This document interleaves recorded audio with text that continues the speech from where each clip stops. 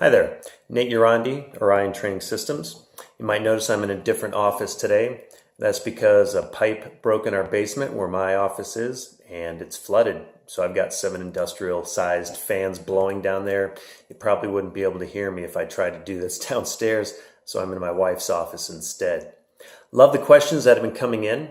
This episode is about specifically some questions that I fielded about doping, especially in the pro peloton of cycling. I'm going to read it verbatim nearly. Is Froome genetically superior to all his competitors? Why is only he the best at the Tour compared to Quintana, Contador, Porte, and others? Is Team Sky clean? What do I think about Armstrong and Indurain in Le Mans? And what of Le Mans' comments questioning the validity of Tour victories over the past couple of decades? Lots of great questions here. So let's jump in. And let's start with Team Sky. Clean? No. From the beginning, they've gone against their own stated approach of not working with any previous doctors within the sport and with anybody that had a shady past. Yet, after their first year and a half getting their asses kicked, they decided to hire ex-Rabobank confessed doper doctor Leenders in 2010. What happened then? Magically, they started not only competing, but also winning. Then you look at all of their TUEs, therapeutic use exemptions, the Jiffy bag, the inability and unwillingness to speak to and answer very easy, straightforward questions about certain decisions they've made as an organization. It all reeks of hypocrisy, and we've heard this story before. USPS, other teams notably as well. So no, Team Sky is not a clean, above-board organization. Next, is Froome clean and genetically superior? Absolutely not. And you have to only look at his pedigree and his past results to show that he hasn't been the thoroughbred at any point in his career until Leenders started to work with the team and probably taught the rest of the staff exactly what to do, turn the mules into racehorses. So, for example, and I'm going to read my notes to make sure I get it right. 2007, at age 22, his first year as a pro, he placed 41st in the under 23 time trial world champs. Not even the pro world champs, the U23 world champs. And he was 3 minutes, 30 seconds behind winner Lars Boom. 2008, first time racing the Tour de France, 84th overall, 11th in the youngest rider competition. 2009, 36th at the Giro, not nearly as heavily contested as the Tour, 7th in the young rider competition. 2010, joined Sky, caught holding on to a motorbike at the Giro and was DQ'd. Then finished 5th at the Commonwealth Games TT. So Commonwealth Games, not World Championships. Certainly challenging, but yet nowhere near as challenging as the World Champs. 5th in the Commonwealth Games TT Champs, 220 down on winner David Miller. Do any of these results speak of a pedigree that would lead you to believe this person could in any way, shape, or form influence the podium of a Grand Tour? No, right? So 2011, crap results for the Tour of Romandie and the Tour de Suisse. And those are races where if you are a Grand Tour contender, you are coming out swinging. And if you're not, then your season is basically for shit. So nothing of note at either of those races. And in fact, at the Tour de Suisse, he was 9th in the final TT.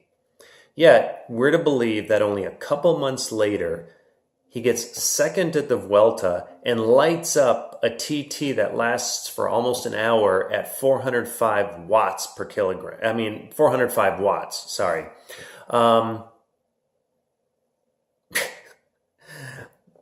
That's just hypocrisy. Sorry. And all that, the Vuelta results came after Leenders joined the team. Let's not forget that. So now we're on Armstrong. Come on. I get the question because we're talking about dopers in cycling and past Grand Tour winners and so forth. But really, we're revisiting Armstrong. He cheated his entire career. The cancer he had was almost assuredly attributed to all the steroids he consumed early in his career. It's no coincidence that it was testicular cancer, by the way. And pre-EPO, Steroids turned him into a hulking classics contender. Post-cancer, it was the EPO and the blood boosting that elevated him to be able to compete on a Grand Tour status. Enough said. No drugs. He's nowhere near the cyclist he was. I don't give a shit what anybody says. And it's the same for anybody of that era, okay?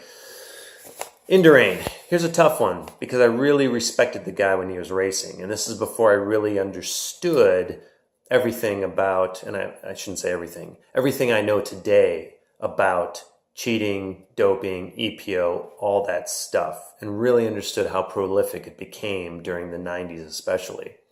So from the beginning of his career back in 1984, he was a very strong TT rider.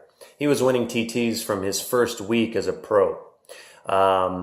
But does that mean he had a Grand Tour pedigree? No, not as a clean rider.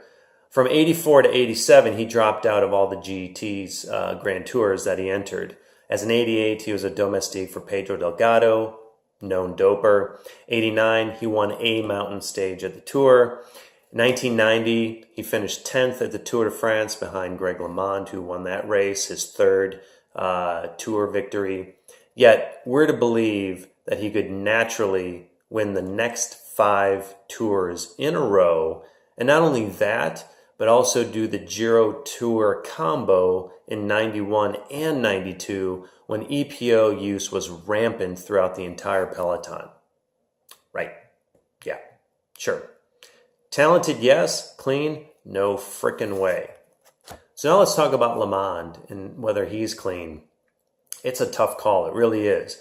But I lean towards him being clean for 2 reasons. One, he always had that pedigree. Even as a teenager, he raced against top adult amateurs and even local pros, meaning US-based pros, and he beat quite a few of them. He was always that strong on the bike. And when EPO infiltrated the peloton, LeMond got his ass kicked.